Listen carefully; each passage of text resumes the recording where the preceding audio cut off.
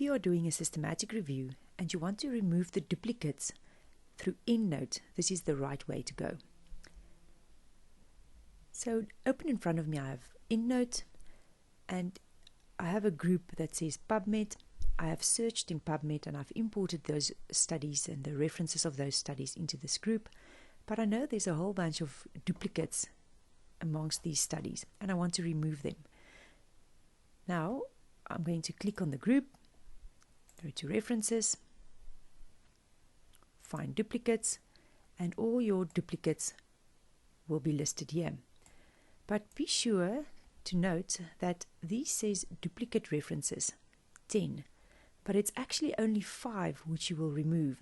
So when you put your Prisma diagram together, make sure that you take down the correct amount of duplicates, that it's not 10 duplicates that you're going to remove, but 5.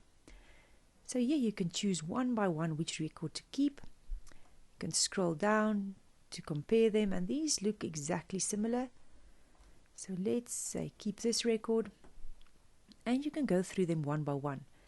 But as we know, with systematic reviews, you often found a lot of references and a lot of studies, so it may not be possible to go through them one by one.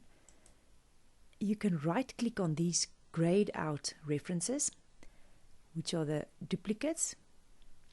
You can see those are duplicates, and then you can choose to send them to trash.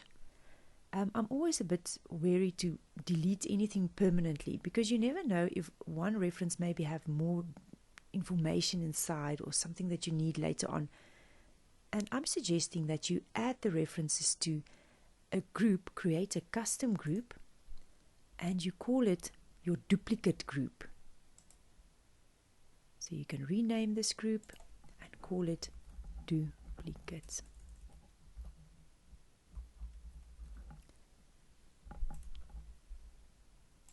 And you'll see there will be 4 duplicates inside here. So if you do that with all your other databases that you're going to list here, Scopit, Sport, Discuss, all your EBSCO databases, and you're going to remove the duplicate references to this duplicates group, then you will know how many duplicates were removed for your Prisma diagram. But one other thing that I want to show you, a human eye is definitely needed. For example, I'm now under the impression that all the duplicates have been removed, but here we have Frost, and Frost is still listed here, and it hasn't been picked up as a duplicate because the formatting is slightly different. You can see there's an initials, a full stop between the initials, and there's no full stop there.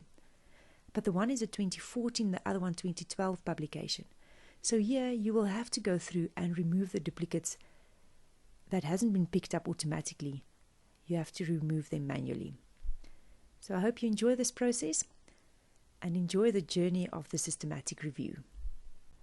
If you found this video helpful, smash the like button. For more useful tips to boost your research experience, subscribe to my channel by clicking the subscribe button below this video. If you need a solution to a challenge not yet covered on my channel, leave a comment in the box below. See you in the next video.